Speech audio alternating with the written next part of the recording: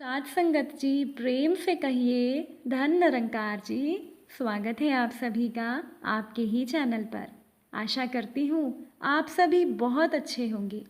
साथ संगत जी, कल दीपावली का त्यौहार है। आप सभी को दीपावली की हार्दिक शुभकामनाएं। सतगुरु माता जी से अरदास है कि दीपावली का ये त्यौहार आप सभी खुशियों से और पूरे आनंद के साथ मनाएं। आज मैं आप सभी के लिए एक बहुत खूबसूरत साखी लेकर आई हूँ। तो चलिए आज की साखी सुनते हैं। साथ संगत जी, निशा और रागिनी दोनों बहुत अच्छी सहेलियाँ थीं। दोनों के घर भी साथ साथ थे। दोनों के पति ही नौकरी करते थे। दीपावली के दिन निशा के घर पर उपहार और मिठाइयाँ देने वाले लोगों की भीड़ लगी रहती थी, लेकिन रागिनी के घर कोई भी नहीं आता था, जबकि उन दोनों के पति एक जैसी योग्यता रखते थे। बस फर्क केवल इतना था कि रागिनी के पति बहुत ईमानदार थे। हर बार की तरह इस बार भी दीपावली के मौके पर दोनों सहेलियां साथ में खरीदारी करने के लिए गई, लेकिन रागिनी ने इस बार पहली दिवाली की तुलना में अपनी खरीदारी आधी कर दी, क्योंकि इस बार उनकी रिश्तेदारी में एक शादी थी, जिस शादी में रागिनी और उनके पति को बहुत खर्च करना था। इसीलिए दीपावली के मौके पर रागिनी ने केवल ज़रूरत की चीज़ें खरीदी, जबकि निशा ने दिल खोलकर फिजूल खर्ची की। निशा ने बहुत से पटाखे खरीदे। हर बार अपने मोहल्ले में सबसे ज़्यादा पटाखे जलाकर निशा का परिवार न केवल प्रदूषण फैलाता था, बल्कि दूसरों को भी वो लोग नीचा दिखाते थे। और निशा के बच्चों को देखकर रागिनी के बच्चे भी पटाखों की जिद करते थे। इसीलिए मजबूरी में बच्चों का दिल रखने के लिए रागिनी अपने बच्चों को शगुन के पटाखे दिलाती थी, क्योंकि रागिनी को पटाखों से सख्त नफरत थी।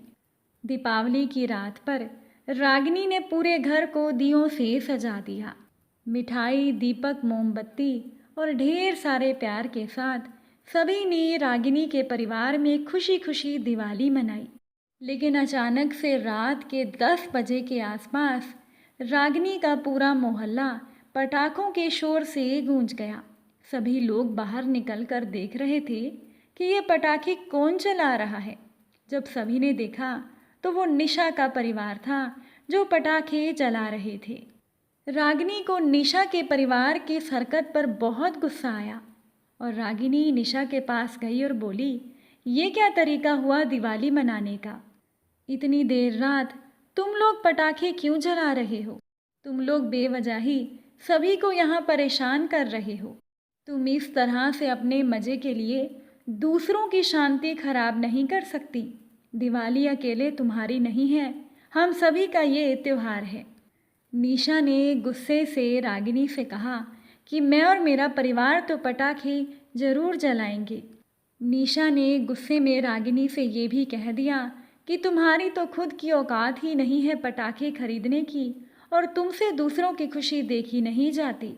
क्या तुम्हारा ईमानदार पति अपने बच्चों के लिए पटाखे भी नहीं खरीद सकता? ये बात सुनकर रागिनी अपने घर आ गई। रागिनी के पति ने अपनी पत्नी को समझाया, इस तरह त्योहार के मौके पर लड़ाई झगड़ा नहीं करते।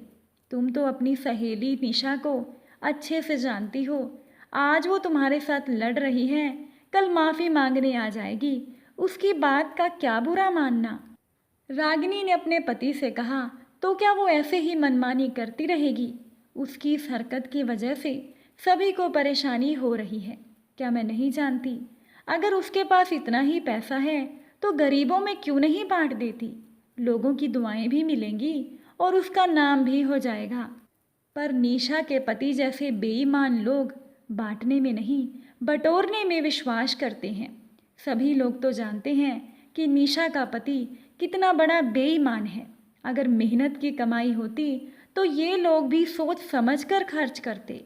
ये कौन सा तरीका हुआ त्योहार मनाने का, जहां आपकी खुशी दूसरों के लिए सजा बन जाए? ये रात का समय लोगों के आराम करने का समय है।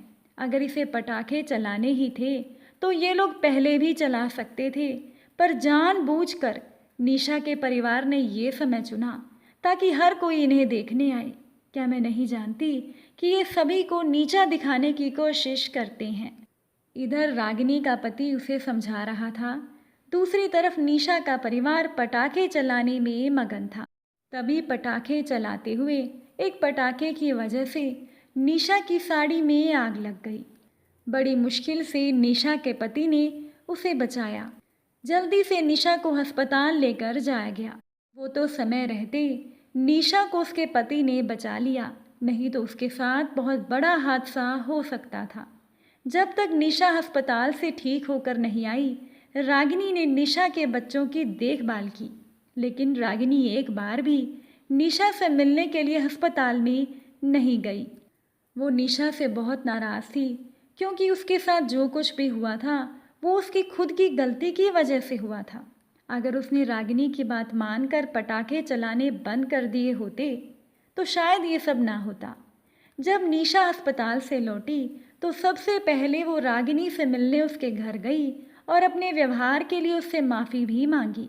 साथ ही साथ रागिनी से निशा ने एक वादा भी किया कि अब से वो ज़िंदगी में कभी भी पटाखे नहीं चलाएगी। रागिनी समझ गई कि निशा को अपनी गलती का एहसास हो चुका है और उसने अपनी सहेली निशा को माफ़ कर दिया। दोनों सहेलियों के बीच जो भी मनमुटाव थे सब दूर हो गए और वो दोनों प्यार से ही रहने लगी। साथ संगत जी, आज की छोटी सी साखी आपको कैसी लगी कमेंट करके ज़रूर बताइएगा। अगर ये साखी अच्छी लगी हो तो वीडियो को लाइक और शेयर ज़रूर कीजिएगा। और दीपावली का ये त्यौहार खुशियों का त्यौहार है, तो दीपावली के दिन अपने घर को दियों से सजाइए, खुशी खुशी अपने परिवार के साथ इस त्यौहार को मनाइए, मिठाइयाँ बांटिए, एक दूसरे को उपहार दीजिए, लेकिन पटाखे मत चलाइए। पटाखे चलाकर पर्यावरण को प्रदूषित ना करें। एक स्वच्छ दिवाली मनाइए ताकि इस त्यौहार की वजह से हमारे थोड़े से मज़े के लिए हमारा पर्यावरण प्रदूषित ना हो। उम्मीद करती हूँ कि आप सभी इस बात को ज़रूर समझेंगे।